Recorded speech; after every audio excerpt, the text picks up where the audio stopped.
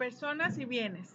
Hola a todos y a todas. Me alegra mucho tener la oportunidad de saludarles y darles una cordial bienvenida a esta, su asignatura, en la cual nos adentraremos al mundo maravilloso del derecho civil. En esta oportunidad, mis estimados y estimadas estudiantes, nos adentraremos al mundo de la organización del derecho civil. Vamos a ver las grandes influencias que han tenido en nuestro sistema jurídico mexicano, particularmente el derecho romano, el derecho francés y el germánico. Analizaremos, por supuesto, cómo es que se ha construido el derecho civil mexicano desde la etapa prehispánica, la hispánica y con la independencia del Estado mexicano, cómo ha quedado prácticamente nuestra organización del derecho civil, las grandes influencias que ha recibido de todos estos derechos. Y vamos a adentrarnos a empezar a conocer algunas teorías que tratan de explicar, por ejemplo, el término de la ley, el supuesto jurídico, el acto jurídico en sí mismo, los efectos del acto jurídico, las personas que intervienen en el acto jurídico, así como las clasificaciones que se han dado del acto jurídico en sí mismo. ¿Están ustedes listos para iniciar? Yo lo estoy y vamos a hacerlo con el mayor de los ánimos y con la mayor disposición y predisposición para obtener de esto la mejor información posible que nos sirva para mejorar como personas y para mejorar, por supuesto, en nuestra preparación profesional. Muy bien, mis queridos y queridas estudiantes, empecemos entonces por la gran influencia que ha tenido el derecho romano en el derecho civil, ¿no? En el derecho civil, por supuesto, de toda la familia romano-germánica, ¿no? De todos los sistemas jurídicos que pertenecen a esta gran familia del derecho, la familia románico-germánica. Recuerden que actualmente podemos clasificar a las grandes familias en cinco grandes rubros: la familia romano-germánica, la familia del common law, la familia socialista, la familia religiosa y las familias mixtas, que son una combinación de dos o más de estas familias.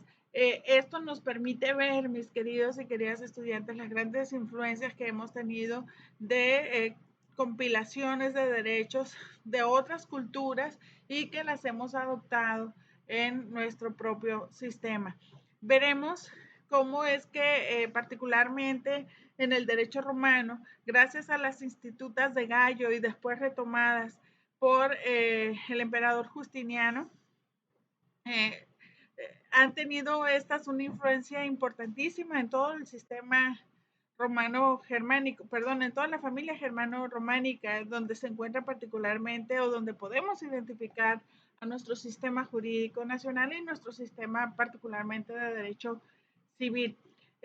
Las institutas, tanto de Gallo como de Justiniano, pues se dividieron en en digamos, en tres grandes rubros. Por un lado, las personas, toda la compilación de la jurisprudencia en virtud de las personas, todo lo que tiene que ver con el matrimonio, filiación, la patria potestad, la legitimación, la adopción, ¿no? Por otro lado, tenemos la regulación o la compilación que se hizo en relación con los bienes, que tiene que ver con aspectos tan básicos como el derecho a la propiedad, la posesión, servidumbres personales, como el uso, el usufructo y la habitación, o el caso de las servidumbres reales, como es la de paso, acueductos, visitas, obligaciones y sucesiones, así como donaciones.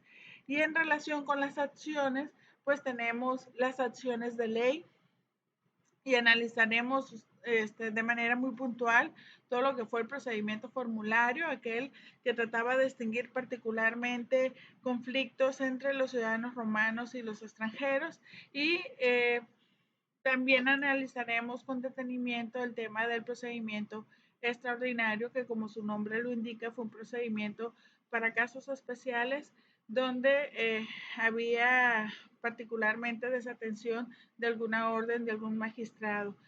Lo veremos con detenimiento en cada uno de los recursos que se les han proporcionado en plataforma. Miren, mis estimados y estimadas estudiantes, las institutas o las instituciones, tanto del jurista Gallo como del emperador Justiniano,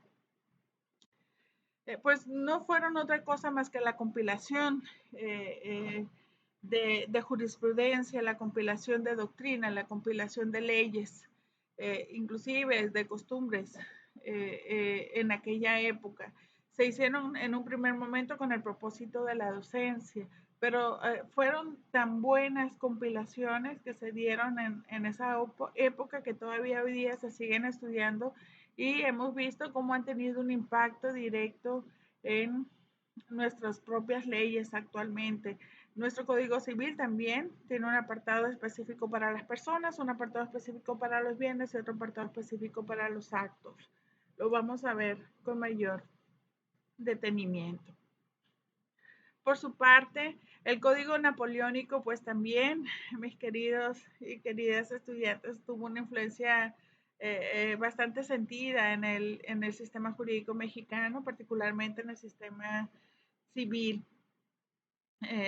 Tiene también una distribución este código, mis queridos y queridas estudiantes, muy parecida a las institutas, tanto de Gallo como de Justiniano, ¿no? Hay un título preliminar en este código que es muy común en los grandes códigos civiles, que tiene que ver con la obligatoriedad de la ley, el ámbito de la vigencia de la misma y el orden público. Y tiene también otros apartados como el de las personas, el de los bienes, los modos de adquirir la propiedad y los modos de perderla. En relación con las personas, el Código Napoleónico también hace una clasificación y una regulación muy particular en relación con el matrimonio, la filiación, los atributos propios de la persona como el nombre, el domicilio, la patria potestad y la tutela.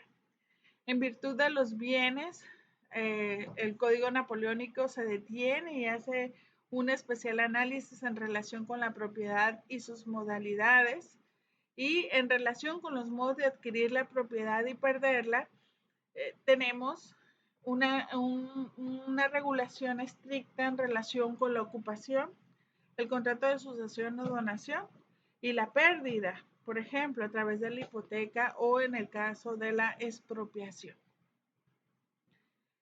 En virtud del derecho germánico, el plan germánico, tenemos pues el código alemán, que también ha sido ampliamente estudiado y analizado por la doctrina mexicana y la doctrina del mundo. La influencia tanto del derecho romano como del derecho germánico pues es muy importante en nuestro sistema jurídico. Y el código alemán, mis estimados y estimadas estudiantes, prácticamente tiene la misma distribución que ya hemos señalado. Hay una distribución del código para el acto jurídico a través del rubro de las disposiciones generales. Tenemos otra distribución en relación con los bienes, donde se regulan aspectos del derecho de la propiedad, de la posesión, de los derechos reales en términos generales. Tenemos otro apartado para las obligaciones, ¿no? Las obligaciones en términos generales, así como los derechos de crédito, contratos. Tenemos un apartado específico en el código alemán relacionado con las personas, ¿no? En virtud del matrimonio, la filiación, el divorcio, la patria potestad y la tutela. Y también se incorpora, y esto lo hace visible en un apartado particular, el código alemán, el apartado de las sucesiones, ¿no? Las liquidaciones específicamente del patrimonio. Pues como han podido advertir mis queridos y queridas estudiantes, estos tres grandes rubros del derecho, estas tres grandes compilaciones del derecho, han influido de manera muy particular en el derecho civil mexicano. Tenemos antecedentes que son importantes identificarlos. Por supuesto, lo tenemos en el derecho románico canónico, lo tenemos en la legislación española. Nosotros fuimos parte del reino español varios años. Tenemos la influencia, por supuesto, del Código Napoleónico y tenemos sin duda el tema del derecho indiano, ¿no? Hay un antes y hay un después de la conquista española en México y veremos cómo también la influencia de nuestro derecho indiano tuvo y ha tenido una visibilización importante, particularmente en los últimos años.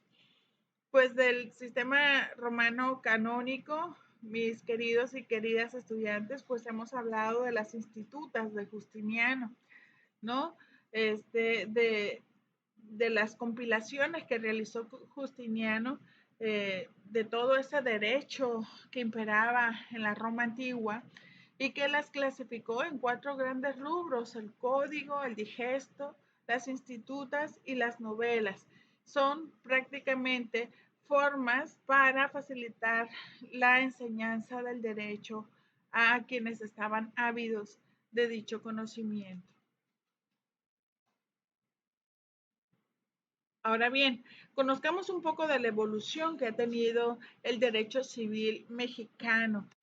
Les reitero, debemos dividir para podernos ubicar, mis queridos y queridas estudiantes, en el producto final que tenemos hoy día en nuestro Código Civil particularmente actual.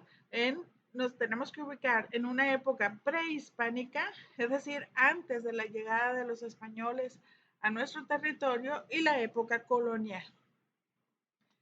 En cuanto a la época prehispánica, sin duda alguna, tenemos que recordar nuestra naturaleza multicultural y pluricultural, ¿no? La existencia a lo largo y ancho del territorio nacional, mis queridos y queridas estudiantes, de diversos grupos étnicos. Y cada grupo étnico tenía sus propias leyes, sus propias formas de organizarse, sus propias formas de ver y entender la vida. Y esa forma, esa cosmovisión particular la plasmaban particularmente en las reglas que se generaban para la convivencia humana.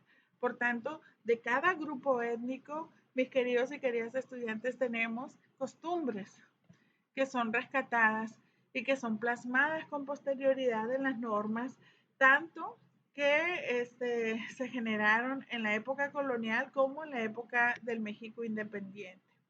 Tenemos un conjunto de leyes que son bastante reconocidas en el sentido de que fue una compilación y una sistematización particularmente importante de leyes en la época prehispánica, que son particularmente las 80 leyes de Netzahualcóyotl. Fíjense, eh, este gran personaje logró compilar y generar leyes en diversas áreas del conocimiento. El primer apartado de esas leyes, esas 80 leyes, las dividió en 4 grandes apartados.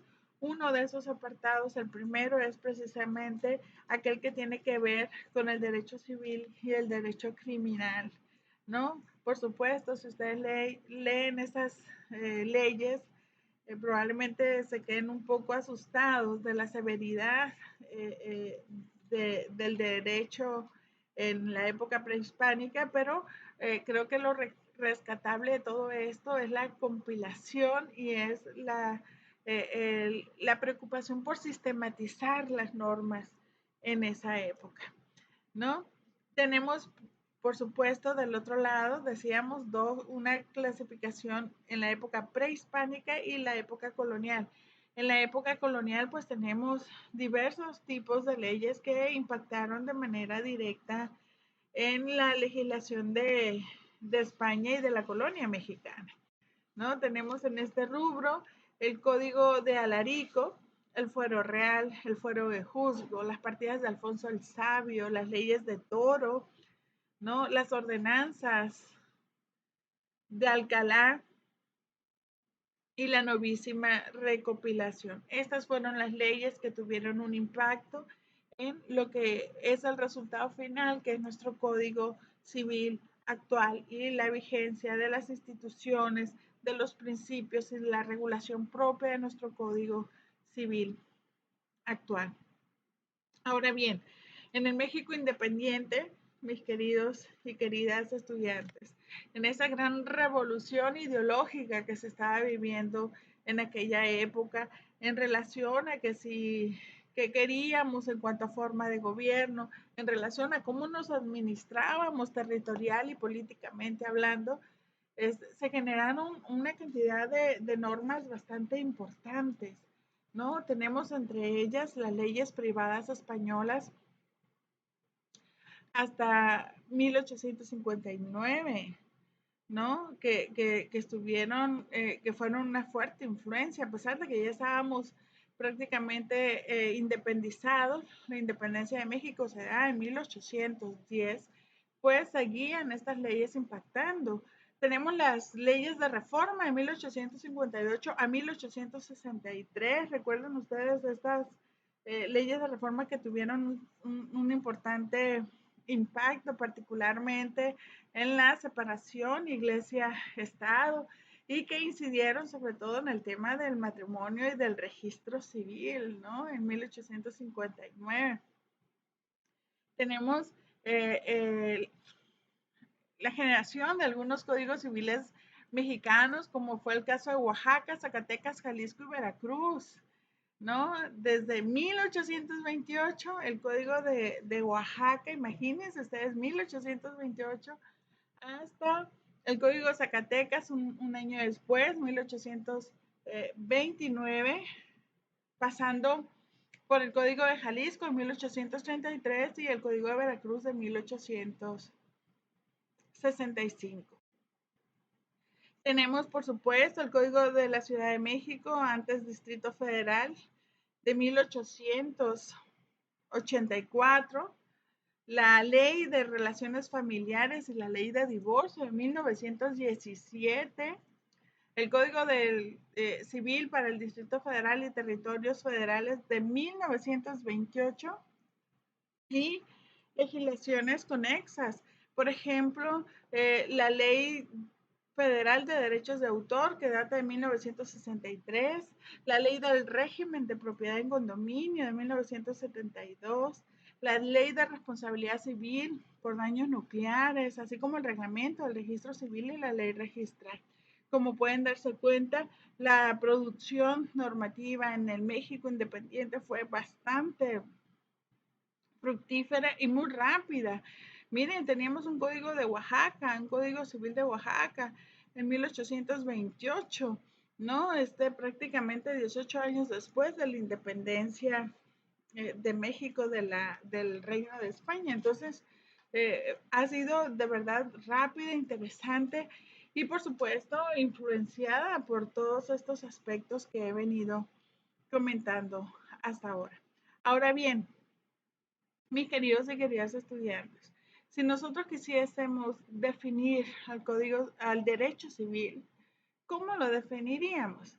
La, la, la, la conceptualización más común que se ha hecho del Código Civil es que se le visualiza como un conjunto de normas jurídicas, ¿sí? Pero también de principios del derecho que regulan las relaciones personales, patrimoniales que se dan entre civiles, ya sean estas de manera voluntaria o de manera forzosas, ¿no? Y aquí, por supuesto, en esta conceptualización, pues debemos establecer que las personas que generan vínculos de naturaleza civil pueden ser personas físicas o personas morales o públicas. Tenemos diversas características que podemos señalar en relación con el derecho civil. Se le ha reconocido como una de las ramas más importantes del derecho privado y creo que se ha ganado con razón este título, este mérito, ¿no? El Código Civil definitivamente ha sido el depositario, el receptorio de las regulaciones más importantes en la vida del ser humano, ¿no? Tenemos la regulación de todo lo relacionado con la persona en sí mismo y con los bienes, la propiedad, pero también los derechos y obligaciones, ¿no? Solamente con estos tres grandes apartados creo que ya tenemos cómo justificar este reconocimiento como una de las ramas más importantes del derecho privado. El derecho civil, sin duda, regula las relaciones jurídicas entabladas por el Estado, pero desprovisto de su imperio, ¿no? Con los sujetos del derecho. Porque cuando el Estado actúa provisto del imperio, entonces estamos hablando de derecho público, no privado, ¿no? Regula los derechos sustantivos básicos del cual es titular un ser humano, la vida, la propiedad, las libertades, ¿no? Las consecuencias jurídicas de sus actos, ¿no? Todo lo relacionado con derechos sustantivos básicos de las personas. Protege, sin duda alguna, el derecho civil, la libertad bajo la autonomía privada de la voluntad. Y sus enunciados son de carácter general y también de carácter supletorio. Empecemos entonces ahora, ya con estos antecedentes que tenemos del derecho civil, con los antecedentes tenemos de las grandes influencias que se han dado a lo largo de la historia, entremos ahora a lo que se denomina como la teoría de la ley.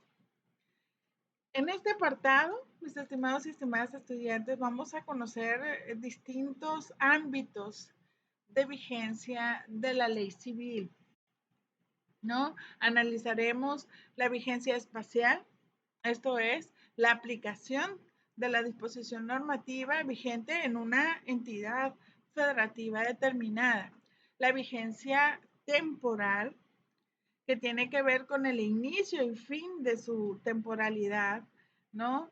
El inicio, en cuanto al inicio, tenemos pues la vigencia sincrónica o sucesiva.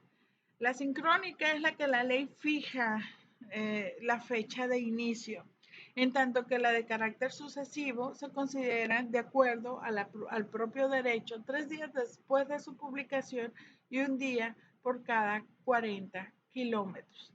Esto, mis estimados y estimadas estudiantes, pues se ha dado o se dio en virtud de la dificultad de las comunicaciones que se tenían en antaño, pero hoy día, gracias a la tecnología, creo que esto ya puede empezar a modificarse y a considerarse otros factores, no tanto la distancia por kilómetros, ¿no? Pero bueno, creo que eso es parte de lo que se viene, de las actualizaciones necesarias que tiene que tener particularmente el derecho civil. En cuanto al fin de la norma, mis estimados y estimadas estudiantes, pues tenemos tres figuras que son importantes y es necesario distinguirlas. Por un lado, tenemos un fin parcial a través de la derogación. Esto es, a través de la derogación, esta figura que permite dejar sin efectos no la totalidad del código, sino ciertas partes del mismo o de la ley. ¿Me explico? No todo, sino ciertas partes del mismo. Por el contrario, la figura que prácticamente deja sin vigencia por completo la norma es la abrogación. La abrogación es el término de vigencia total de la ley, de todo el cuerpo normativo, ¿no? En tanto que de carácter expreso será por la disposición que lo establezca, es decir, que puede ser la misma norma que establezca el fin de su vigencia o puede ser otra norma posterior que así lo determine. En cuanto a la vigencia temporal, pues esta vigencia, perdón, personal, la vigencia pues se tiene que dar en relación con las personas, la vigencia personal, ¿no? Y en este apartado tendríamos que hablar de nacionales y extranjeros, de mayores y menores de edad y de domiciliados y transeúntes. Sobre estos apartados, mis queridos y queridas estudiantes, tienen ustedes los recursos en plataforma en los que tendrán la oportunidad de abordar con mayor detenimiento cada uno de ellos.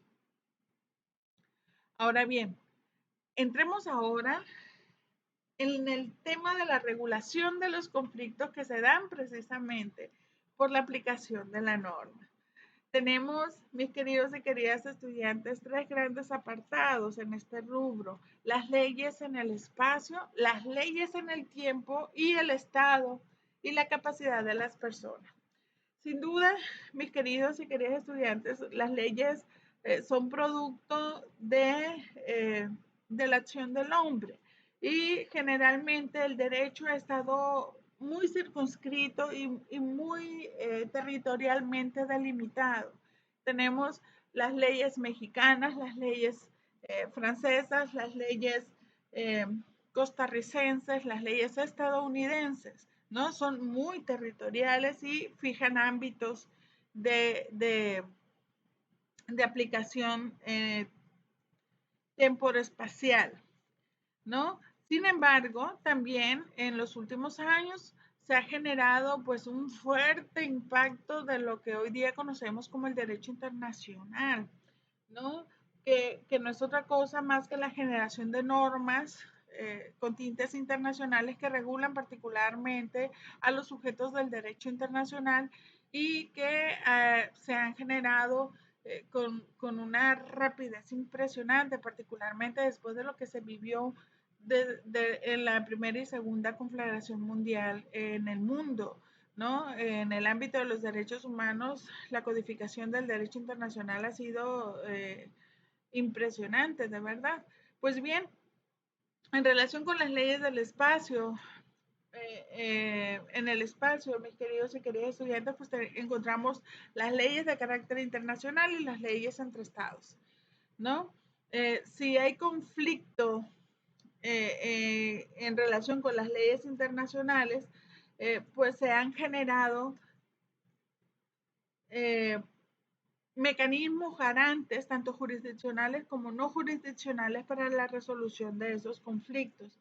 Particularmente en el Estado mexicano, yo les recuerdo, mis queridos y queridas estudiantes, hemos recibido de la Corte Interamericana de Derechos Humanos 10 sentencias en las que se le reprochan al Estado mexicano violaciones a derechos humanos. Y tenemos también una Corte Internacional de Justicia de la Haya, que es una corte de la ONU, que también dirime conflictos de violaciones a derechos humanos que se le pueden reprochar a los estados. Pero así como hay estas cortes, tenemos otras. Las cortes que tienen que ver en el ámbito del comercio, las cortes sobre derechos de aguas internacionales, eh, entre otras la Corte Penal Internacional, ¿no? Que generan otros tipos de responsabilidades, pero que es necesario saber que existen y que se pueden dar conflictos en ese rubro. Tenemos, por supuesto, las leyes entre los estados y los conflictos que se pueden generar en estos rubros, pues los regula el artículo 121 y 124 de la Constitución Política Nacional. En relación con las leyes en el tiempo, los conflictos que se dan de las leyes en el tiempo, pues tenemos particularmente el tema de la retroactividad. Y en nuestro Estado mexicano, mis queridos y queridas estudiantes, el artículo 14 constitucional establece un principio que es importante acatar. Este principio también está establecido en diversas normas de carácter internacional, ¿no? Lo podemos encontrar en la Convención Americana de Derechos Humanos, en el Pacto Internacional de Derechos Civiles y Políticas y otras normas más, que tiene que ver con el principio de retroactividad, que dice: ninguna ley podrá tener efecto retroactivo en perjuicio de persona alguna. Cuidado, en perjuicio no, pero en beneficio sí. Por tanto, es importante identificar este principio y hacerlo valer cuando ello sea necesario. Ahora bien, hemos hablado de los conflictos de leyes en el espacio. Acabamos de señalar el importante tema de la retroactividad que tiene que ver con el conflicto de leyes en el tiempo y ahora, pues en relación con el estado y las capacidades de las personas, cualquier conflicto que se genere en este rubro, el eje central que debemos considerar para la resolución es el domicilio que presentan las personas. Es decir, el domicilio nos dirá qué tribunal es el competente para la resolución de estos casos en concreto. Ahora bien, hay principios de interés público que están relacionados con el tema de la teoría de la ley. Tenemos, por ejemplo, un principio que es ampliamente conocido, que es el siguiente. Los particulares no pueden alterar o modificar la ley ni dejar de cumplirla. Escuchen bien, los particulares no pueden alterar o modificar la ley ni dejar de cumplirla. Solo son renunciables los derechos privados cuando no perjudiquen derechos de terceros. ¿Dónde encontramos la base normativa de este principio? Lo encontramos en los artículos 6, 7, 8, 16 y 17 del Código Civil de la Ciudad de México, ¿no? Y tenemos un principio más, que seguramente ustedes lo identifican muy bien. La ignorancia de la ley no excusa o no exime a nadie de su cumplimiento. Lo encontramos, este principio, regulado en el artículo 21 del Código Civil de la Ciudad de México, ¿no? Por supuesto, hay ciertas atenuantes en cuanto a la aplicación del principio, como el notorio atraso intelectual de la persona, el apartamiento de las vías de comunicación o la miserable situación económica en que la misma se encuentra. Hay que tomar en cuenta esos rubros en relación con la aplicación de dicho principio. Ahora bien, ¿qué ocurre si hay lagunas en la ley?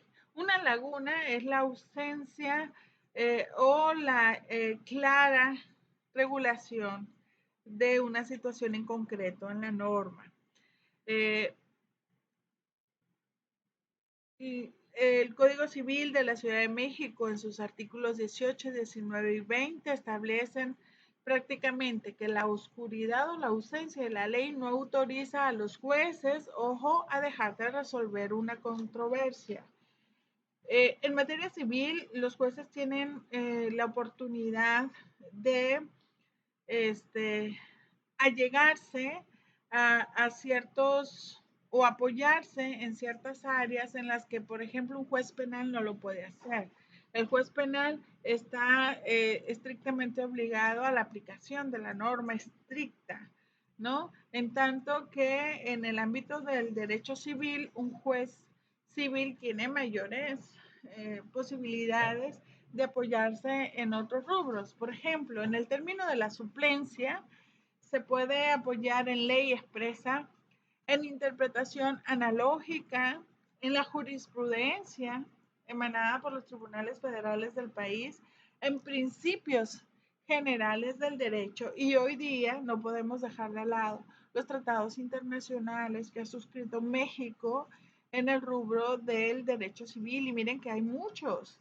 La gran mayoría de los tratados internacionales que ha suscrito nuestro país tiene que ver precisamente con derechos que van de la mano en el tema del derecho civil, ¿no? La persona, su vida, su estado civil, ¿no? Los derechos que tiene en su condición de hijo, en su condición de padre, en su condición de ciudadano, ¿no? Entonces es importante considerar aquí también a las normas internacionales suscritas por México. Y por supuesto, en una interpretación en equidad, el juzgador deberá resolver a favor del que trata de evitar perjuicios o en contra del que pretende obtener un lucro en el caso en concreto. ¿Se dan cuenta? Es muy importante, es muy interesante ver cómo es que el Código Civil actualmente le da esta posibilidad al juzgador para elegir entre diversas opciones cómo resolver cuando la ley es omisa, oscura o poco clara. Entremos ahora en el tema del supuesto jurídico, ¿no? Eh, hay hechos jurídicos, lato sensu, en amplio sentido, y hechos jurídicos en estricto sensu, en estricto sentido. Los hechos jurídicos se dividen, mis queridos y queridas estudiantes, en hechos jurídicos en sentido estricto y en actos jurídicos. La clasificación se da en dos vías, hechos jurídicos en sentido estricto y actos jurídicos. Los hechos jurídicos en sentido estricto son de naturaleza humana y se clasifican estos a su vez en tres grandes rubros: voluntarios, involuntarios e ilícitos, ¿no? La ilicitud puede generarse a su vez en la vía civil o en la vía penal. Por lo tanto, mientras tanto, en los actos jurídicos, mis queridos y queridas estudiantes, tenemos que considerar dos grandes apartados. En principio, la declaración de voluntad intencional. Todo acto jurídico tiene que tener una voluntad manifiesta. Y los de naturaleza, como su nombre lo indica, natural, ¿no? En aquellos donde la declaración de voluntad intencional es manifiesta,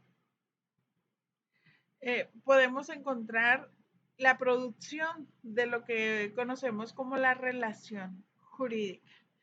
Una relación jurídica, mis queridos y queridas estudiantes, genera a su vez derechos y obligaciones de crear, transmitir, modificar o extinguir tales derechos y obligaciones. Esto en cuanto al supuesto jurídico. Hay diversas teorías que los explican. Tenemos la teoría tripartita, que considera tres elementos en particular, la bipartita, que considera dos elementos que vamos a analizar en este momento, y la realización de la hipótesis normativa. Son tres teorías las que los explican. La teoría tripartita se basa en distinguir el supuesto jurídico en hechos, actos y negocios. En relación con los hechos, los considera naturales y humanos. En relación con los actos, los considera de naturaleza humana, pero donde hay una voluntad manifiesta.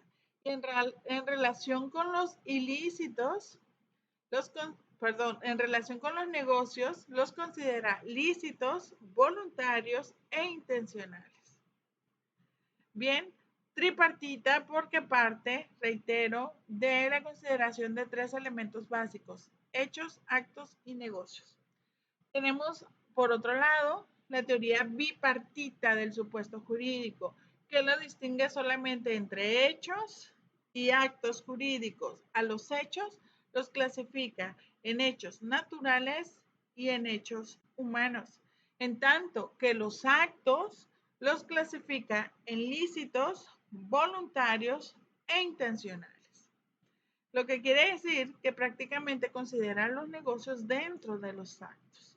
Y la última teoría, que es la realización de la hipótesis normativa. Esto es que sujeta prácticamente el supuesto a lo que establece la norma, estrictamente hablando.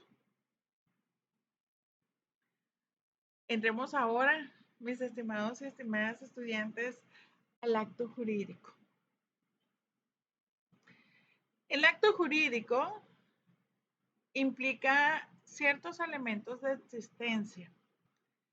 Tenemos, y este elemento es muy importante, que es la manifestación de la voluntad de la persona, un objeto en el que recae el acto y la solemnidad que es exigida por la ley para algunos actos jurídicos, ¿no?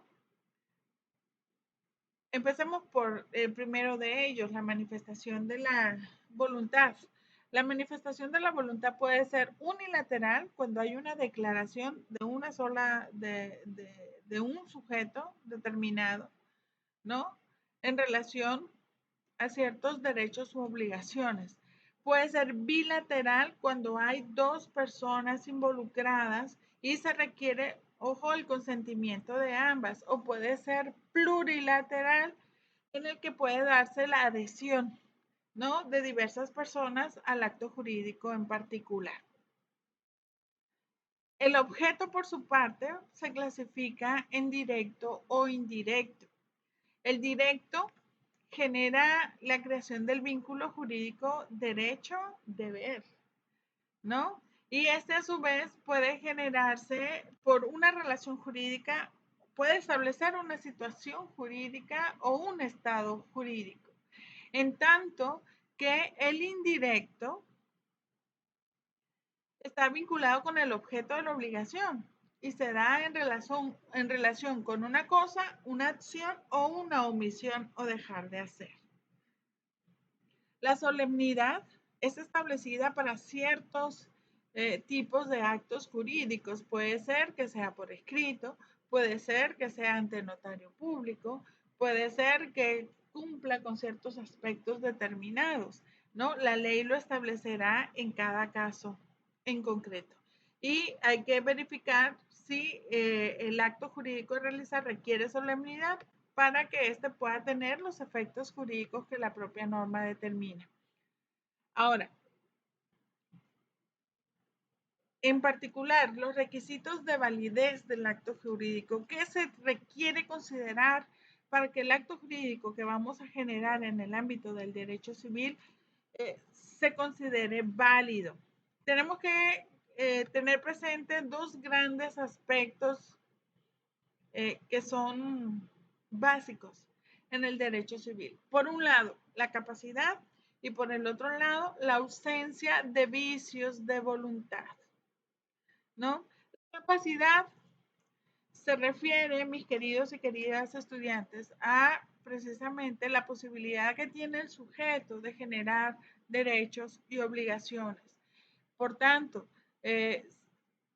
lo que puede afectar nuestro acto jurídico en relación con el tema de la capacidad puede ser la minoridad de las partes o la interdicción, el no tener la capacidad plena para la toma de decisiones, ¿no? Entonces hay que considerar estos dos aspectos, minoridad e interdicción. Ahora bien, la ausencia de vicios de voluntad debe considerar que esta voluntad debe ser libre, la voluntad manifestada por las partes, libre y cierta, ¿no? Si la voluntad no es libre, se afecta el acto jurídico, ¿no? Se puede generar una lesión. Si no es cierta, esta se puede dar por error, dolo o mala fe. Y esto afecta la validez del acto jurídico. Ahora bien,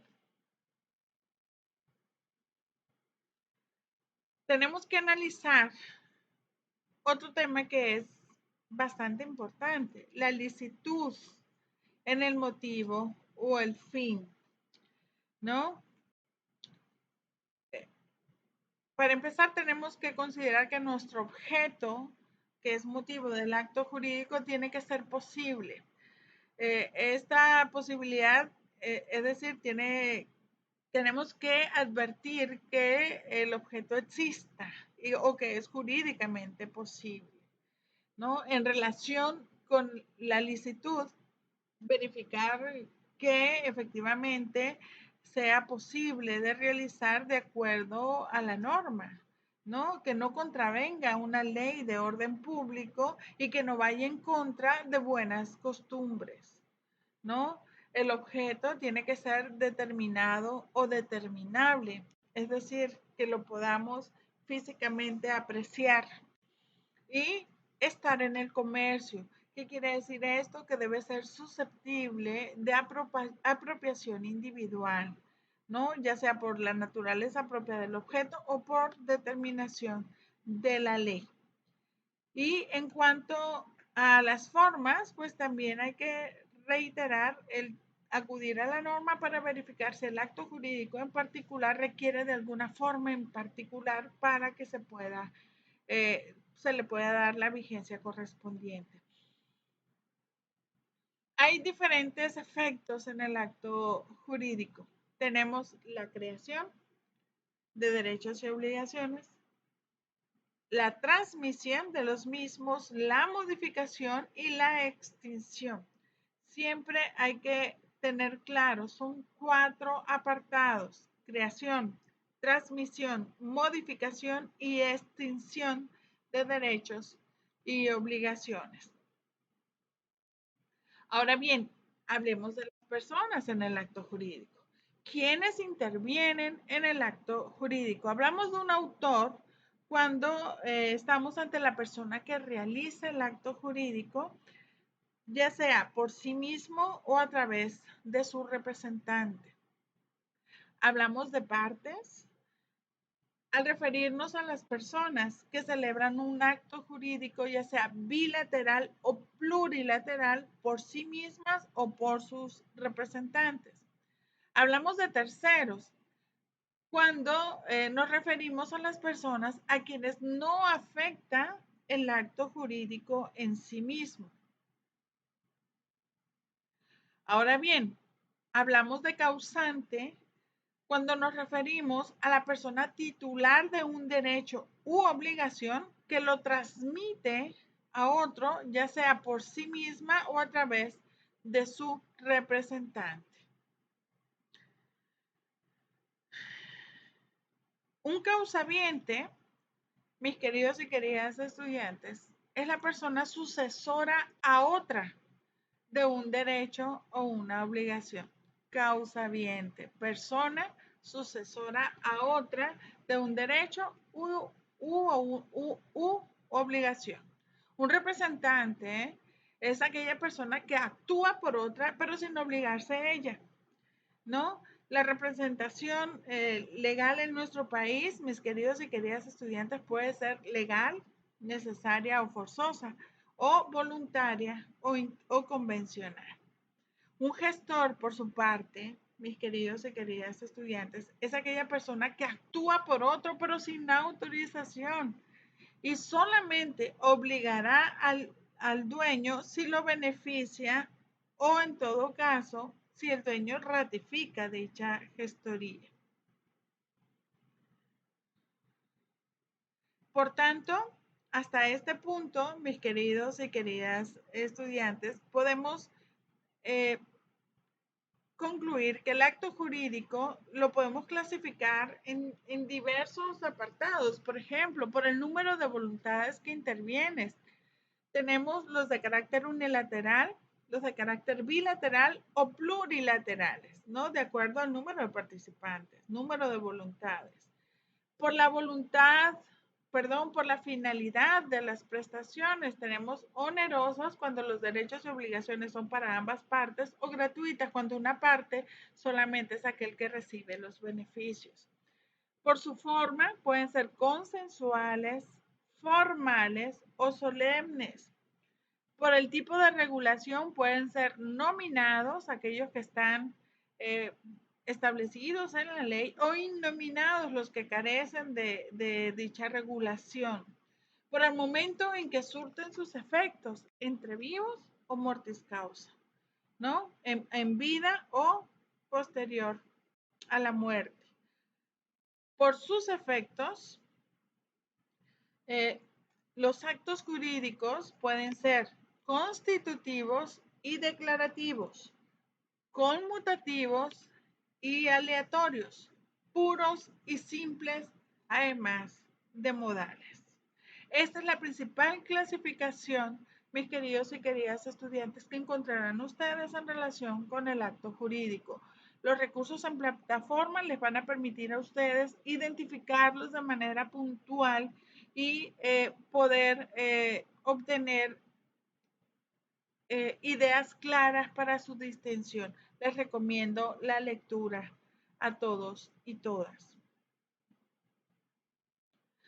Ahora bien,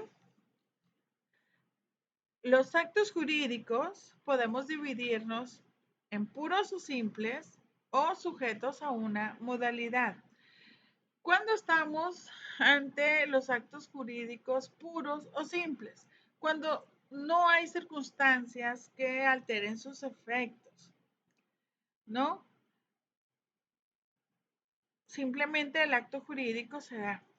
En cuanto a aquellos que están sujetos a modalidad, tenemos aquellas condicionantes de plazo o término, alguna condición determinada o un modo o carga determinado. Por ejemplo, en cuanto al plazo o término, puede ser un plazo cierto, los efectos jurídicos tendrán lugar a partir de esta fecha o pueden ser suspensivos, ¿no? En cuanto a la condición, puede ser una condición incierta o puede ser una condición resolutoria.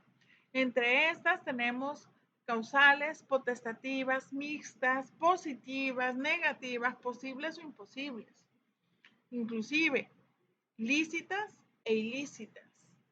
En cuanto al modo o carga, el acto jurídico puede ser gratuito, es decir, que solamente una de las partes se beneficia con el mismo, o puede ser oneroso, donde las cargas, derechos y obligaciones son para ambas partes, o las múltiples partes tratándose de actos jurídicos donde intervienen más de tres personas, más de dos personas.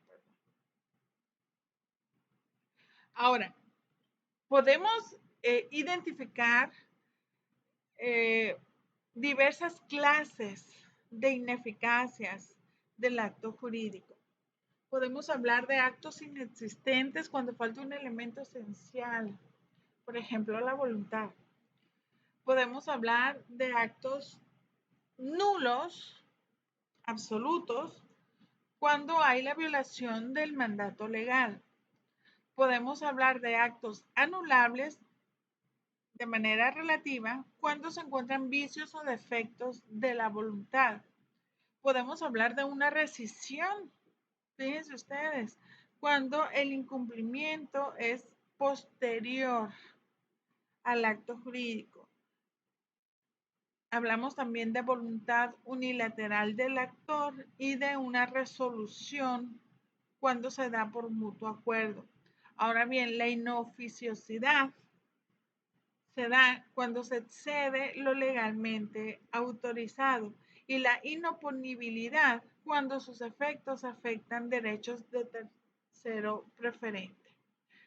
Esta es la principal clasificación que se da en relación con la ineficacia del acto jurídico. Ahora bien, mis queridos y queridas estudiantes, esta es la principal distribución que tenemos a lo largo y ancho de la primera unidad de las diferentes temáticas que vamos a conocer y a desarrollar. Tienen ustedes de mi parte una guía general en plataforma, en los recursos encontrarán ustedes mayor información que les permitirá distinguir cada uno de estas clasificaciones que se han dado, la influencia de de las grandes familias jurídicas en sus sistemas y analizarán de manera detallada pues la manera en que el derecho civil mexicano está actuando y se está integrando para efecto de estar acordes con las exigencias actuales que se dan en la materia civil, particularmente la homologación del derecho civil a la norma internacional que es una exigencia generada por el Estado mexicano cuando suscribe tratados internacionales, y este, el actuar y la interpretación que deben de tener nuestros jueces civiles en relación con la aplicación de la norma.